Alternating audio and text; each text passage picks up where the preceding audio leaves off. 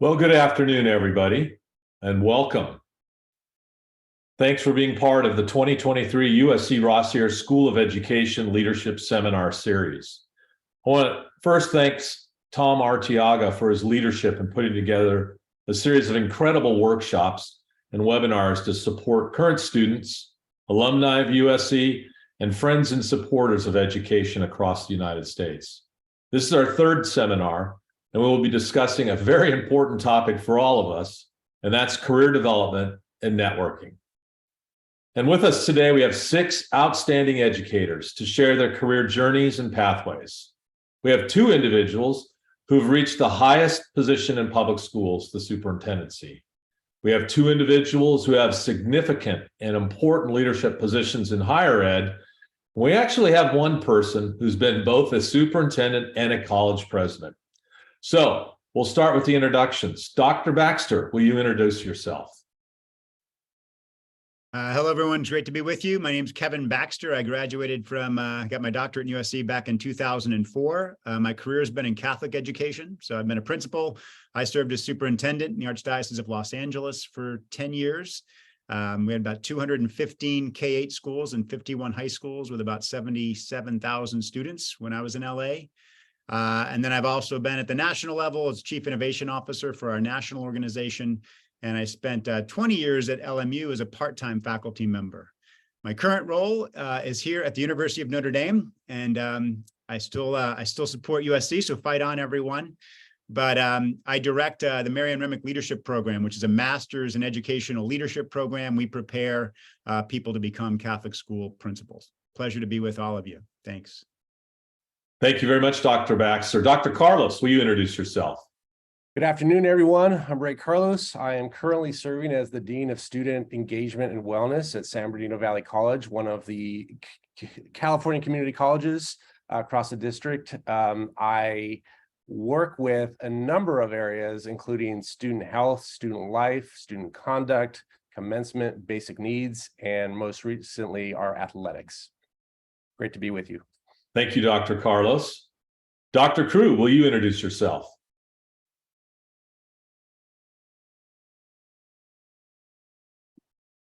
Oh, you're on mute, Dr. Crew.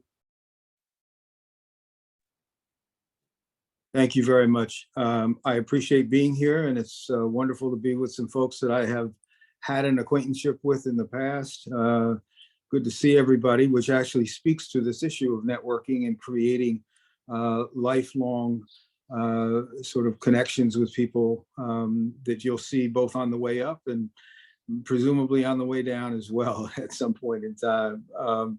I am a professor of clinical education here at USC, but prior to that, I've been in several school districts throughout the country, specifically New York City, Miami-Dade, Tacoma, Washington, commissioner in Oregon, and was a president of Medgar Evers College in New York City, in Brooklyn, New York.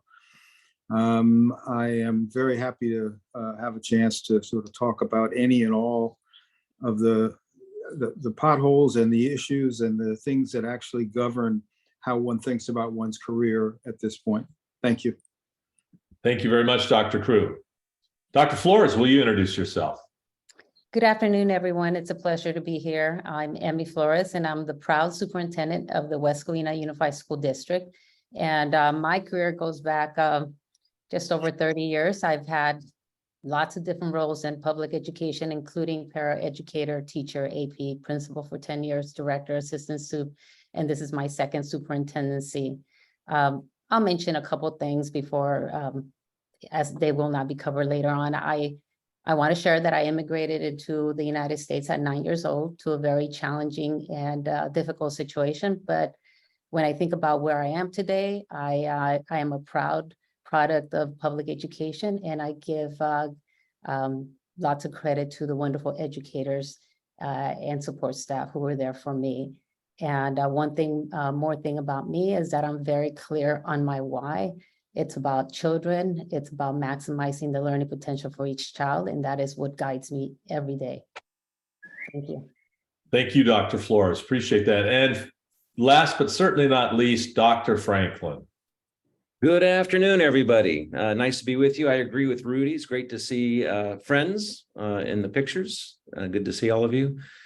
I'm, like Rudy and Dave, a professor at University of Southern California and in the Rossier School. I graduated from the school in the 90s, and I had a very, very traditional administrative career, starting with a teacher and athletics coach, activities director, and then assistant principal, principal of 2 different high schools, and then assistant superintendent in 2 different divisions in 2 different districts. And then I was superintendent in 2 different districts. Most recently, 11 years in Tustin Unified Schools. I retired from that about 1.5 years ago and have been at USC since. Great to see you. Wow, what a panel. A lot to learn from today. So the way this is going to work for all of our attendees is going to give each of our panelists an opportunity to answer each of the questions. And we'll start with the first question. Dr. Baxter will get the first bite at the apple, then we'll go to Dr. Carlos and Dr. Crew. So our first question is, what job skills did you develop early in your career that you believe have led to your current position? Thanks, Dave. So I think early on, when you're in a leadership role, it can be very confusing, and you've got a lot going on, and you're trying to acclimate to that. I think the things I learned early on, one is, I'll credit to USC, is a passion for leadership and really being in kind of love with leadership. And I think while that's important, is it really helps to instill that lifelong desire to continue to learn about leadership and know as much as you can about it. And I think about books like Good to Great, Reframing Organizations, things that I learned when I was at the program at USC that I still use today in our program here. I also think early on I learned that the important thing was to focus on earning respect and not focusing on being liked. And you focus on earning respect by really making consistent decisions that are based on your core values. And when you make consistent decisions based on your core values, people will ultimately respect you, even though they might not like it initially, because making decisions, you're gonna decide some things that people won't necessarily like. And then the importance of interpersonal relationships. Again, this isn't brain surgery, but really the importance of relationships. And it's not necessarily the tasks that you have to do. It's those people that you're serving and the people you're working with, and really making sure that you're focusing on building really strong interpersonal relationships. And then the final thing I just share is really understanding the long game. And this came through some failures early on, but not getting too high or too low. Really understanding that there's a cycle to the school year, there's a cycle to multiple years, and it's really about just keeping your cool and not getting overly excited or too down about things when they don't go perfectly well. Wow, fantastic. Thank you. Dr. Carlos. Yeah, a few things. I really think it's important to listen and learn the culture of any organization that you dive into right away. Understand who the key players are, the stakeholders, who your constituencies are. This also helps in ensuring that when you're about to make a decision that you don't provide surprises, right? I'm a big believer in no surprises, specifically to your supervisor. I think they'll really appreciate that. I also learned early on that it's important to look at the experience. So I'm very student-centered. That's been, my focus was on communication as an undergrad and graduate, and then education as my doctorate. But I found that all of my practical experience was really focused on the students. And so being student-centered is at the focus of my work. And what that means to me is not just projecting what you think students feel, but actually asking them, actually collecting stories, collecting evidence. And so when you need to make a decision, you can show those who need to know that this isn't emotion. This is actually directly from those individuals that you're impacting. So those are a few that come to mind. Great. Wow. Dr. Crew. Yeah, I think early on and throughout my career, the things that I have both learned and then depended tremendously upon in terms of leadership have been the notion of being an artist rather than a technician. The ways by which organizations function, that politics intervene, that day-to-day life for children and for families intervenes, all of those things make for a mix, a tapestry that you can't necessarily always predict. And so the degree to which you're able as a leader to think a bit more artistically about how you want to draw on that canvas, how you want to create something different or something new on that canvas is incredibly important. And I learned that very early on in my work as a high school principal and even as a classroom teacher. A second thing was that that being vulnerable was actually a strength. That it didn't necessarily mean you were weak because you didn't understand or because you felt a particular amount of empathy for people or for situations, that in fact was a strength. And it took me a while to really grapple with that, because we oftentimes think about vulnerability as a political faux pas, that's just not what you do, either to school boards or to local politicians or to parents or anybody else, that it's important to actually understand yourself in the moment of your greatest vulnerability. And that was something that I took away early on in my career. And then the last thing was, I learned about myself that I like complexity. I like things that are deeply complex. I'm not very good in things that I can figure out very quickly. So the New York City public schools, for example, sort of made that very clear for me. And I realized that while it was difficult and challenging, the complexity of it was invigorating. And it touched my passion in ways that I could continuously stay in it, even though sometimes it was completely abusive, to say the least. Great, boy. Lot of great ideas so far. Thank you. The first three. Dr. Flores, you're up. So I've learned so many things in my career. One of the things that I believe is most essential in any role, but in this role in particular, is that the whole notion that relationships matter. Relationships always matter, and that is something that needs to be present at all times as we engage. And that's not just relationships with the school board, but all stakeholders. Everything from the students to community members to your different association teachers. When you get out there, being visible, being present, relationships matter at all times. One essential skill that I learned that is so key to what we do is having clear, consistent communication. I learned a very long time ago that if you are not the narrator of your story, somebody else will be ready to tell your story. And so as we lead our organizations, it's very important to communicate clearly. And I did that also as in each of my roles as paraeducator, teacher, principal, etc. Communicating and being very clear, being very transparent, so that others are not left alone to interpret meaning from something that is said by somebody else.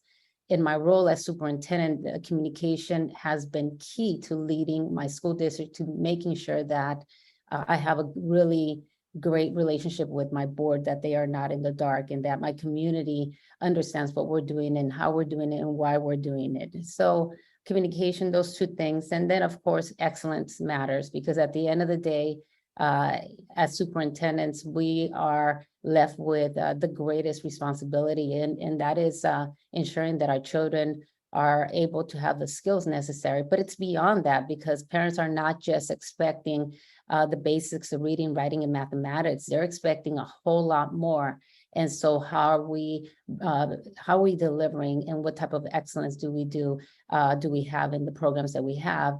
And then rather than doing so many things that we don't do well, perhaps we could do a few things that we do very well, and that we're communicating how that is aligning with our goals and the overall vision of our school district.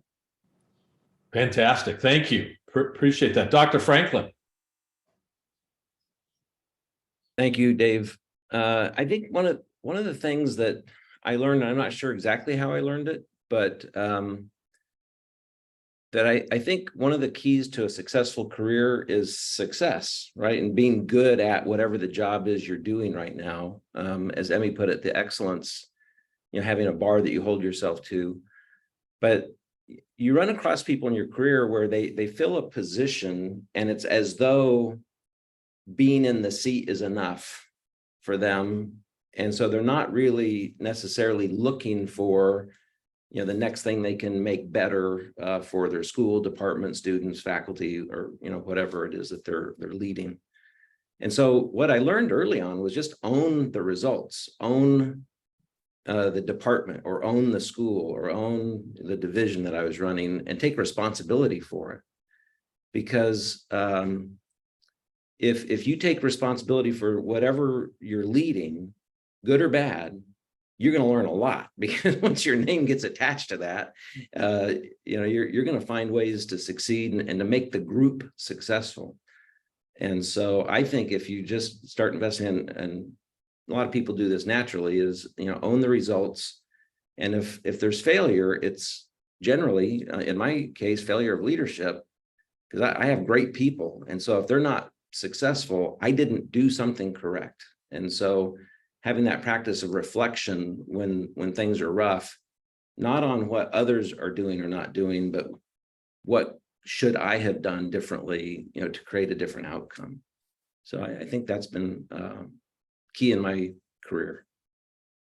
Wow, what great responses from 5 leaders. So we're going to start the next question with you, Dr. Carlos. And talking about vulnerability, here's an opportunity. What's the best job decision that you ever made? And then conversely, what would be the worst job decision that you have ever made?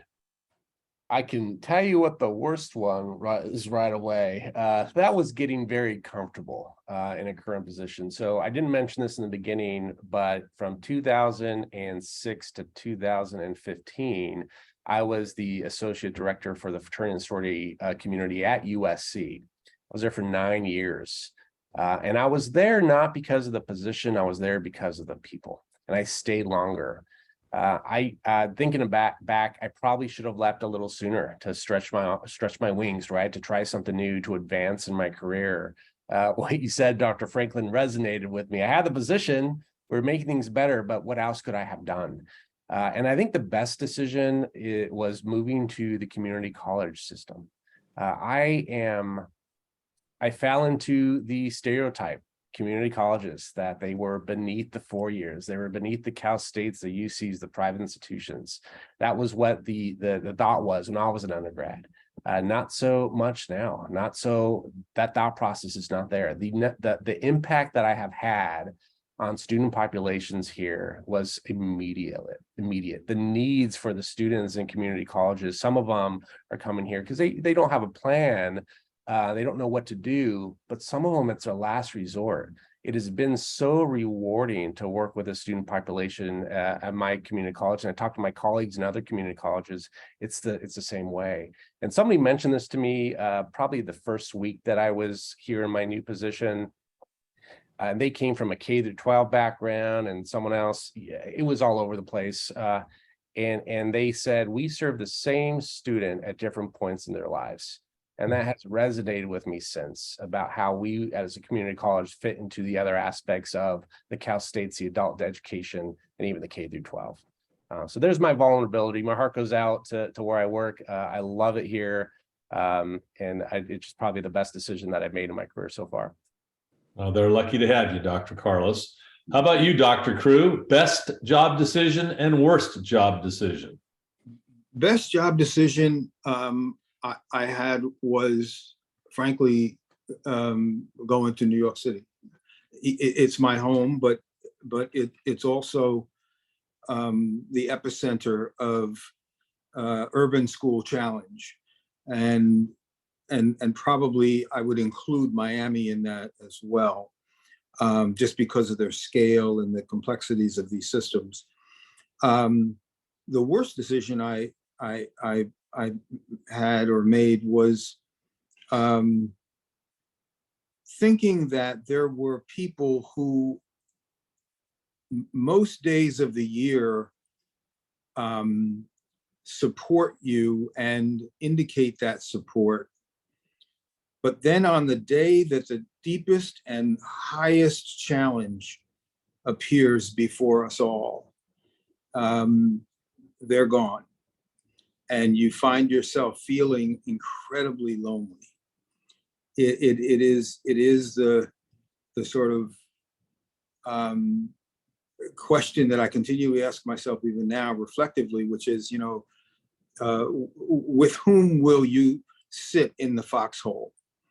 How do you create a sense of trust with people that, in spite of the opposition and the issues and the contentiousness of it all, that they're going to be there through the issues of race and class and gender, and that they will not demur. They won't walk away. They may not see it the same way you see it. They may not even necessarily, sort of want to go up the hill, but they'll be there to have that conversation with you, and they won't act as though you lost your mind because you actually believe that this system is supposed to work for every child. And that means every child. And so there are people who sign up, and as I think was said earlier by Greg, they sign up, they get the title, they kumbaya, on and on and on. But then comes the reality that you gotta climb a hill, and the hill in public education is an incredibly complex, difficult one, and it comes with such huge consequences that everybody's got to pay a price. And the question for me was, who do you trust to be along with you in paying that price? Because we're all if you're going to do the work, it's going to come at a cost. Thank you. How about you, Dr. Flores? Best and worst job decisions? So I thought long about this because I find that my worst job decisions have actually been my best job decisions. And what do I mean by that? Well, I have this certain belief, and that belief is that life happens for me, not to me. And this is a mindset shift that has really empowered me to take control of my life during the most difficult times and find meaning in every experience. So the example I'm going to give today is that of taking my first superintendency. First superintendency up in the Bay Area, had moved my entire family, including my teenage daughter, who struggled tremendously from this decision, and went into a school district with a $12 million shortfall for a district that size. It was significant. My first 6 months, I had to close 2 schools, with one more to close in 2 years. And I had to change boundaries. I also had to reduce staffing significantly. And then we went into the pandemic. And there were those days that I thought, oh my goodness, my first superintendency, I'm already closing schools. It was quite a challenge. But in all of that, I feel that that was one of the best things that could have happened for me. Because now as superintendent at the West Covina Unified School District, gosh, after doing that, everything else is a lot easier. And I'm able to really take the things that I learned through that lesson and apply it to my current position as superintendent of schools. So that's just a mindset that I have. And that's been the case in my entire life, trying to find a lesson that I can learn and allow those lessons to be those experiences to be my stepping stones into something else. And so, yes, my worst decision ended up being my best decision in my career, and that is to have taken such a challenging superintendency. Wow, neat. Dr. Franklin, how about you? Best and worst? Yeah, I don't really have a worst. I agree with Emmy. Everything I've done, some jobs may not have been the dream job, but I learned from all of them and met great people. And so I don't regret any of them. The 2 things that I think I'm most grateful for, one is going into education, especially in my case, public schools, where the families that don't really have any other alternatives are always going to be in our public schools. And to me, that just feels like a great burden that they have to be with us. We better do everything we can to make sure that they're all successful. And so, serving families that were sort of like mine, single mom. I grew up in Santa Ana. My grandparents were close, so we didn't go hungry because, we had my grandma and grandpa there. First generation college student, went through the community college system. So I appreciate Dr. Carlos and all the work that the community college folks do. And so I want what was available to me to be available to every kid. And I know that it changes lives, what we do. So that's the number one thing that I'm grateful for in that career. The second thing is I worked with great people. One of them was Mike Escalante. And I worked with Mike in the Fullerton High School District. I didn't know that I was going to work for a mentor because he hired me to be principal of Fullerton High. And it turned out that he's just a phenomenal mentor, advocate, supporter, cheerleader. And so when he went to Glendale, I went with him to be an assistant superintendent of a different division. And that turned out to be one of the great things in my life and demonstrates for me the importance of not just working with great people, but hiring great people. Even no matter how long you're going to have them, it's better to have great people than not great people, even if it's going to be for a shorter period of time. Great, thank you. And last and not least, Dr. Baxter, worst and best. Yeah, and I'm with Greg a little bit too, just in terms of, I don't know that there's a worst or best. I think I've gotten something from every single position I've held. But one piece of advice that I think might be helpful too, I imagine that most of us are wired in the same way that we actually like the challenge. We like the almost impossible situation. We like to go into those things and try to figure out ways to solve like the big problems and the intractable pieces. And I was looking at a position at one point that let's say the organization was pretty dysfunctional, and it was pretty evidently dysfunctional from the inside. But I felt like I was thinking I could maybe do something there. And I talked to a great mentor of mine is Carl Cohn. I think almost everybody knows Carl. I actually met him when I was at USC, and he stayed a close friend and stayed in touch over the years. And some of you might know Carl had the opportunity to go to DC at one point and turn down that job because he looked at the board structure, which had part mayoral appointment, part elected groups. And he just felt like the structure wasn't going to provide him with the environment where he could be successful. And I talked to him, and he said, he kind of shared that same piece of advice. You've got to see a position, and it can be something that looks impossible or looks really challenging or can be really difficult, but you've got to be able to envision that you've got the structures in place to be successful. So when you have something that's absolutely dysfunctional, or you have some things that are actually crucial to maybe not being in place that are going to inhibit your own success, you've got to have the discipline maybe to say no to those things. And so that's just maybe piece of advice on making those choices and decisions that you have to think through when you're considering different options.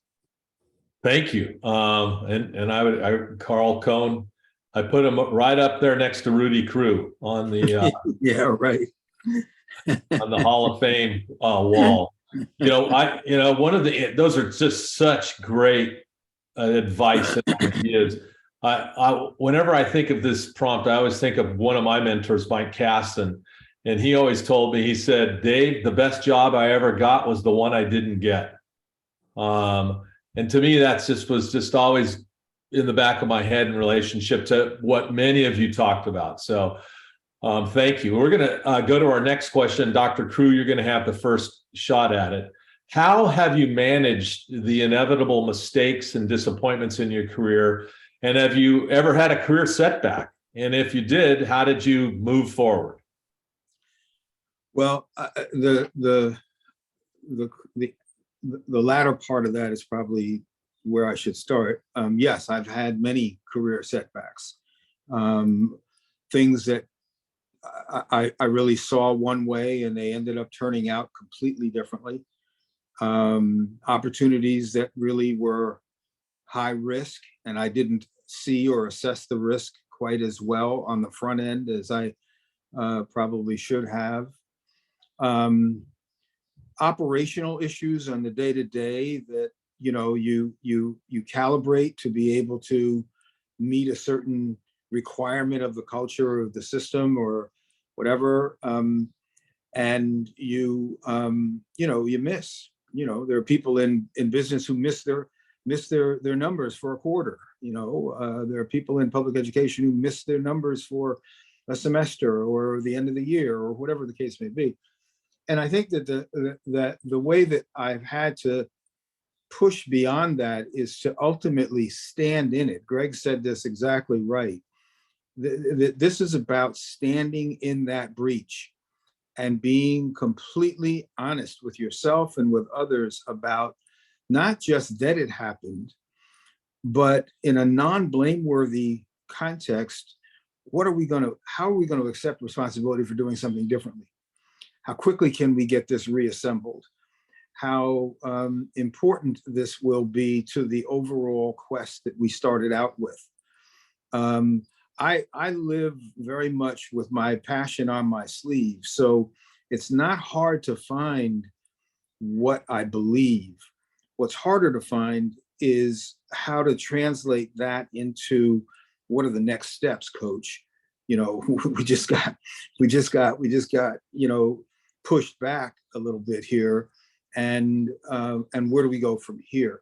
And there have been times when I've had to basically sit back and say, you know what, I really need some time to think about this. There are no quick answers. There are no flip answers. There's no automatic answers. That you really need 1001, 1002, 1003, which may in fact be a day, but you need to give yourself a buffer and say, you know what, I got to really recalibrate this because we missed.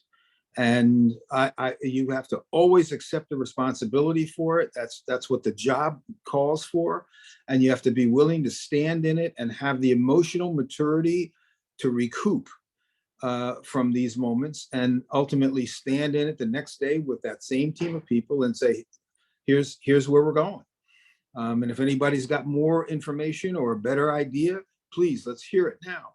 So it's as I said earlier, it's about this notion of being vulnerable. And I don't think you can do this work without a fair amount of humility, to be perfectly honest with you. Great. Thank you, Dr. Crew. Dr. Flores.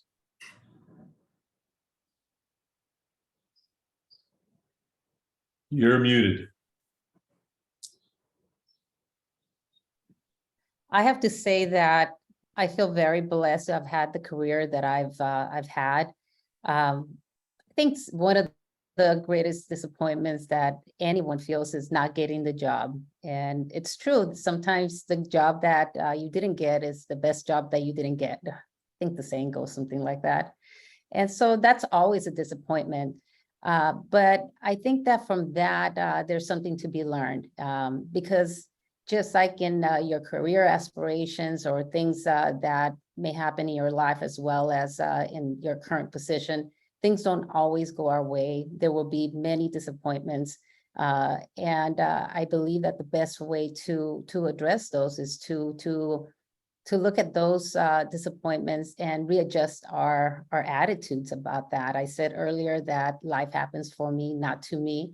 And then with that thought in mind, I think about how do I get up? If I'm disappointed, if in the past when I didn't get a job, how do I maybe feel sorry for myself for one day and then get over it and go back at it.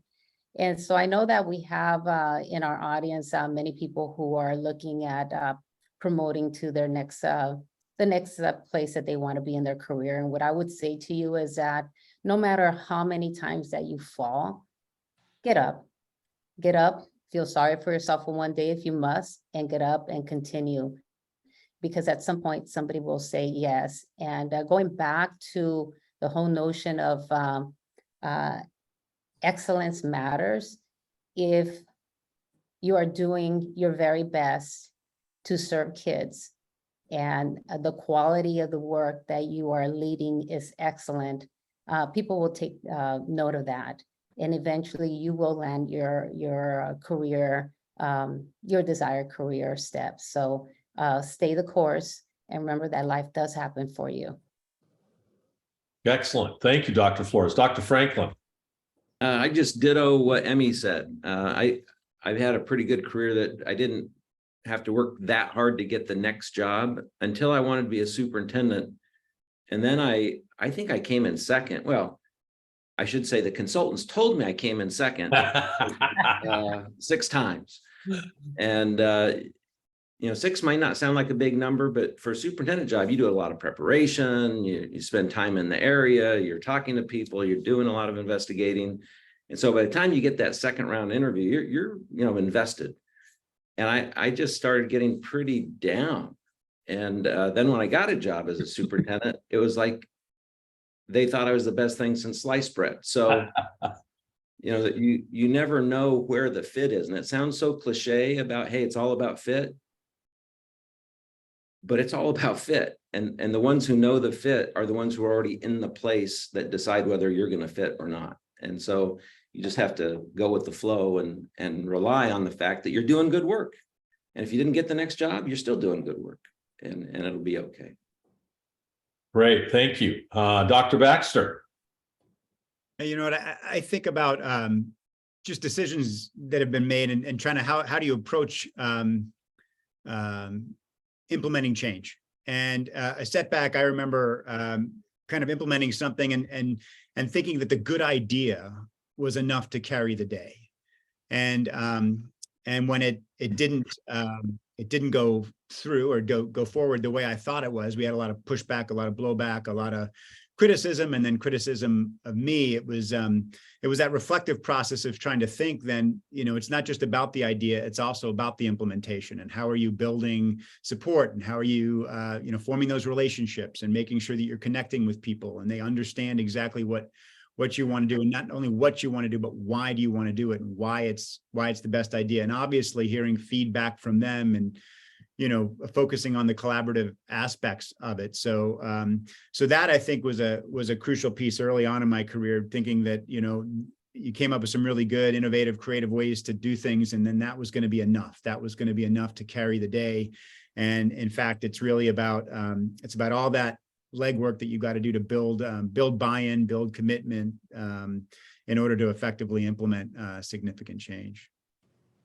Great, thank you. And last but not least, Dr. Carlos. Yeah, just to echo what everyone is saying, I will say this: remember, failure is part of that process, to part of innovation, and it's important to know. Just a couple things that came to mind when everyone else is speaking is, you never know how hot a seat is until you sit in it. So you might have that new job, but you still won't know 100% what's in store for you until you get it. So it's okay if you don't get that job. It's okay if you don't get that job. Also know, if you get the first level interview, second level interview, at a certain point, it becomes political. It's not so much about you as it is about the people on the interview panel or the hiring committee. Do not let that take away your self-worth. I'm a first-generation college student, and every now and then I have imposter syndrome. And so mistakes fill triple or double the amount than maybe other people do. But just know, mistakes are normal. Everyone has them. Your boss will make mistakes. Those who report to you will make mistakes. We're human. That's all I'll say at that point. Boy, I don't think I'm ever going to forget that phrase. You don't know how hot the seat is until you sit in it. That is, how true is that? Thank you, all 5 of you, very much. We're going to go on to the next question, and Dr. Flores, she'll get the first shot at it. So from your perspective, what are the essential job skills in the 21st century, of which we're now in year 23 of the 21st century? And we'll have you focus on K-12 careers. Okay.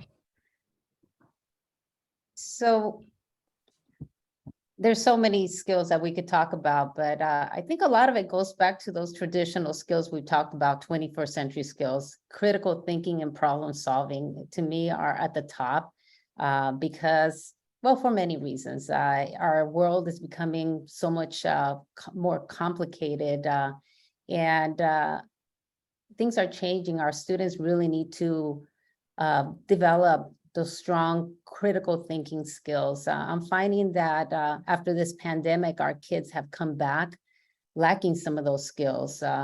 And those skills are going to be needed, pandemic or not. Within that, another thing that I'm finding is that many of our kids are coming back without the resilience that they need in order to be able to persevere. So adaptability and resiliency are I believe, very important 21st skills, because our students really need to learn the ability to adapt to change. Things are changing all the time. I'm finding that our kids with the social emotional needs that our students have, and even adults, often we break faster than we normally would have in the past. And that resilience and that adaptability will continue to be important, because the world keeps turning, things keep evolving and changing, and our kids need to be ready for that. And us as educators, we also need to be able to adapt to changes.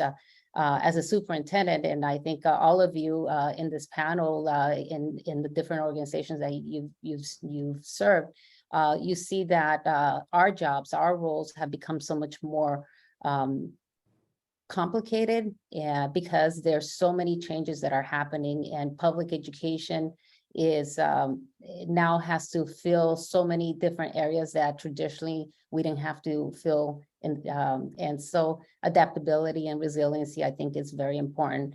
And within that, collaboration and communication are always going to be at the top.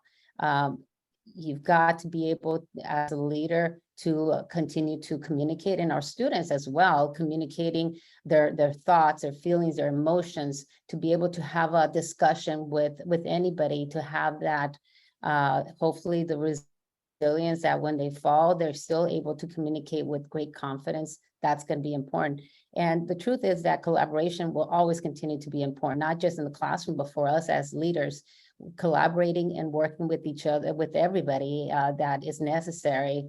I've always said the following to so many people, that if no one is next to you and no one's behind you, you're really not leading anything. You think that you're leading. So the collaboration is very key in having others be next to you and or behind you and doing the work, or and really working toward meeting the needs of students. Wow, fantastic. Appreciate that. Dr. Franklin. I think there's two things I'm drawn to about 21st century. All of the complexities that Emmy just mentioned, I think, point out the need to continue to learn and be able to adapt to new situations. And it reminds me of that book, Rookie Smarts by Liz Wiseman, about the best and most successful people are the folks who never get so comfortable that they think they know how to do it. And so if you're always learning, adapting, reaching out, building your network, doing those things, that's important. The second is, I think, and this is in response to a challenge as well, the ability to get a group of people to commit to an improvement effort on behalf of kids, whether that's the mission or a specific initiative. If you're a leader who can get the buy-in of the people that you're leading to go in a certain direction and accomplish something, that's really the key to leadership. If that's not what your leadership serves, then I'm not sure what we're doing, right? If it's not to make things better for our clients, the students in our case. So that's even harder in this online world. I think there's been some really rigorous studies done that show it's harder to build that when people are working virtually. And so I think that's worth spending some time thinking, how am I going to continue to do a good job of that, even if not everybody's in my building or in my specific locale. Thank you, Dr. Franklin. Dr. Baxter, you can respond to this both in the K-12 world because of your significant experience, and also in higher ed where you've had significant experience. So,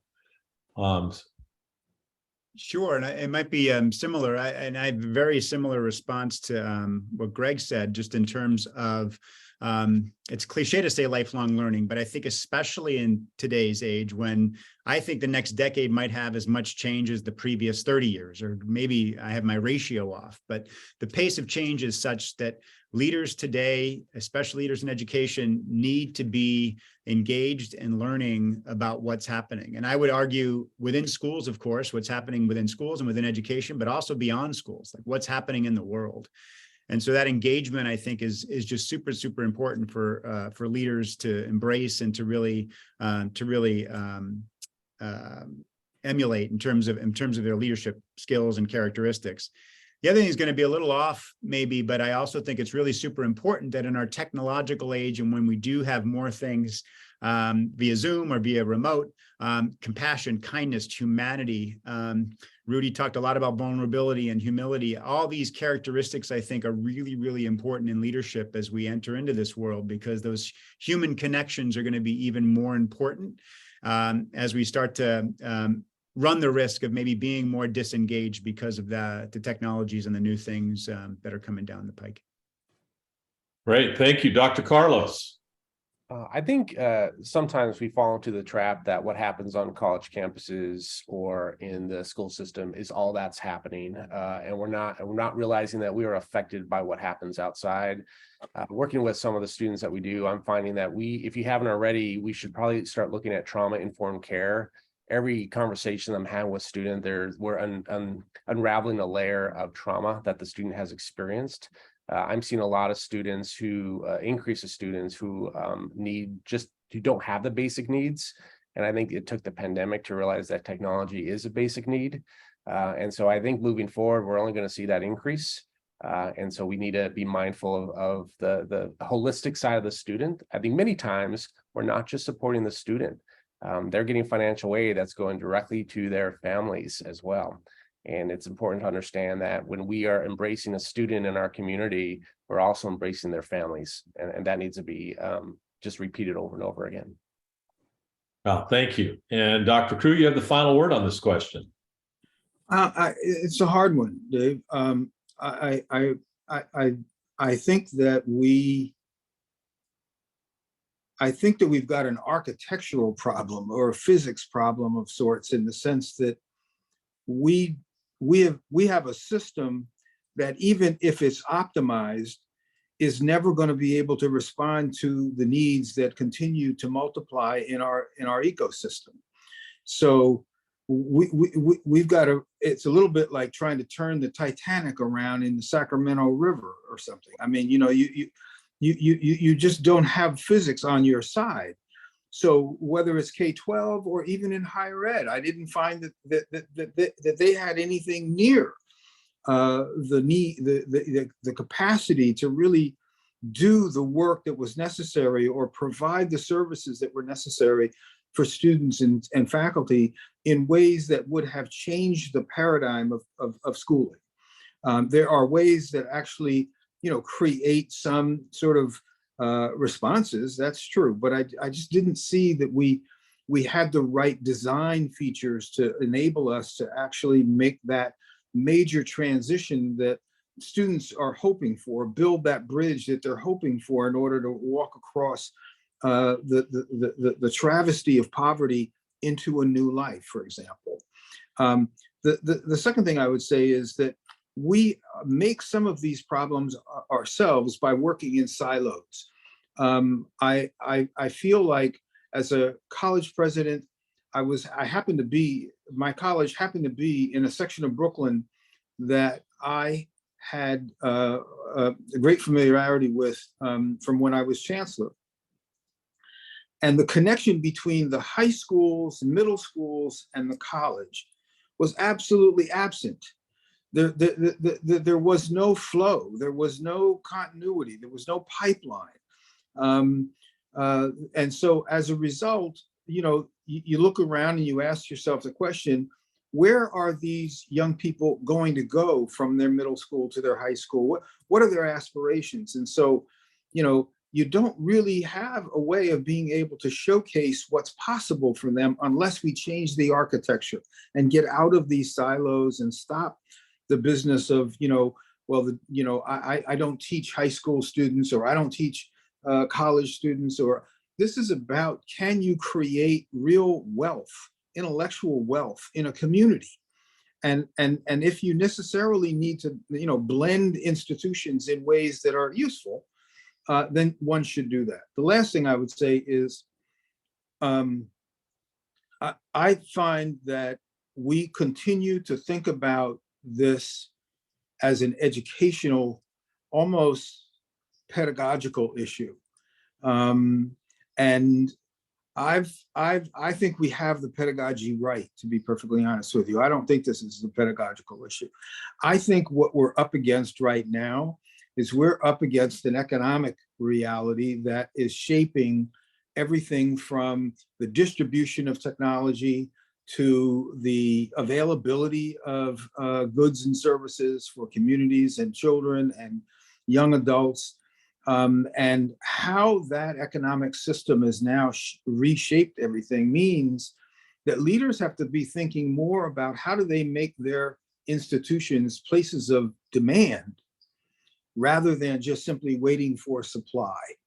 That we've lived in education, at least I have felt like we've lived in education for the longest time as a supply entity. Like we're waiting for the state department to pass the budget, or we're waiting for some philanthropic organization to give us something. I get it, but at the end of the day, we now have the commoditization of public education where you're part of a market and people are going to select things in the market that they like and they want to have access to.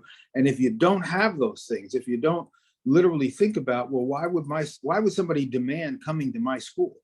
Why would somebody want to, camp out in front of my building in order to get their kid into my school? That's a great question for us to start thinking about as it relates to, sort of the economic platform on which public education now and has always to some degree rested. Wow. Well, thank you, Dr. Crew. So we have one more question for the panel. We only have 5 more minutes, so take that into consideration when you respond. We're going to start with Dr. Franklin. This is about networking. So how do you network with others to find the support, the help, and learning, professional learning, in order to maintain and advance your career? I think you're doing it to some degree by being here in this room. The Trojan Network is really second to none. But like any relationship, it takes time. And so if you get email invites and you press delete without really thinking about it too much, your network's going to be limited. So just have to recognize it's part of a career path that you have to invest in. And that investment usually is time with people. And so I encourage you to say yes and get involved in things. AXA in California, for Association California, school administrators, WASC. I served on several WASC committees and then was on the WASC commission. Made a lot of relationships that way. So it's making relationships in whatever context you happen to be in. Great. Thank you. Dr. Baxter. Similar answer, and just in terms of, especially early on in your career, it's saying yes when asked to participate in various things. And so whether that's serving on accreditation committees or participating in various networking events, I think it's there's kind of an adage about saying yes early on, so when you get a little older you can say no a little bit more, but you got to go through that yes early on, so you're building that network, you're building relationships, and you're forming that foundation for your career. So just say yes. I like it. All right. Dr. Carlos. Don't be afraid to ask for help. People hired you. People are here to help you. They want you to succeed. It's okay to ask for help, and they will check in with you along the way. Go to conferences for higher education. NASPA, I think, is a great place to start. They have a slew of different categories to choose from. But also, don't go to one conference and then expect that you're going to have a bunch of individuals and mentors. Continue to go year after year. You'll see the same people and you'll make those relationships. Great. Thank you. Dr. Crew.